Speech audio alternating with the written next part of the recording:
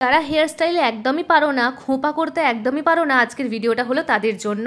একটা super easy Messi বান hair স্টাইলে tutorial নিয়ে এসে গেছি। তো দেখলে মোটামুটি একটা মিডল পার্টিশন করে নিয়ে মাঝখান থেকে একটা পোর্শন চুল নেবে, তারপর সামনের চুলগুলো ওই পোর্শন চুলের সাথে এইভাবে পেছন দিকে ঘুরিয়ে ঘুরিয়ে মানে টুইস্ট করে একটা ববি পিনের সাহায্যে কিন্তু সামনের দিকে ঠেলে সিকিওর করে দেবে। সামনের দিকে ঠেলে এই কারণে সিকিওর করবে যাতে ফেসের সামনের দিকে চুলগুলোতে অনেকটা ভলিউম আসে। আমাদের তো মুখের সামনের দিকে চুলগুলো মানে কি বলবো, চুলগুলোর ডেন্সিটি একটু কম হয়, তো এইভাবে কিন্তু সামনের দিকে ঠেলে দিলে বা টুইস্ট করে আটকালে কিন্তু মুখের একটা কি বলবো স্ট্রাকচার আসে, মানে খুব ভালো লাগে মুখটা। সামনের দিকে চুলের হেয়ার লাইনটাও একটা মানে কি বলবো একটা বেশ মানানসই লাগে। তো বাঁদিকেও সেমভাবে করে একটা ববি পিনের সাহায্যে এইভাবে সামনের দিকে ঠেলে সিকিওর করে দেব।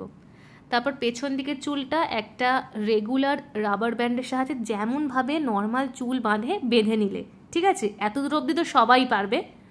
তারপর এই যে দুভাগে চুলটাকে ভাগ করে নেবে এইভাবে, তারপর পেঁচিয়ে পেঁচিয়ে ঘোরাবে, জাস্ট কোনো র্যান্ডামলি এইভাবে দুটো চুলকে মানে দুটো পোর্শন চুলকে এইভাবে ঘোরাবে।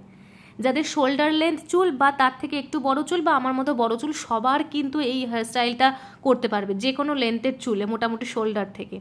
তারপরে এই রাবার ব্যান্ডের চারিদিকে মোটামুটি একটা গোল আকৃতি দিয়ে এইভাবে হাতের সাহায্যে চেপে ধরে তারপর যে ইউপিন থাকে মানে যেটাকে বলে চুলের কাঁটা, সেটাকে দিয়ে আগে ডান দিকে বাঁ দিকে ওপর নিচে সিকিওর করে দেবে। তারপর যদি কোনো জায়গা থেকে আরও এক্সট্রা চুল বেরিয়ে যায় তখন সেটা আবার একটা ইউপিন দিয়ে সিকিওর করবে। মোটামুটি যদি ঠিকঠাকভাবে করা যায় তাহলে কিন্তু খুব একটা কাঁটা ক্লিপ কিছুই দরকার লাগে না।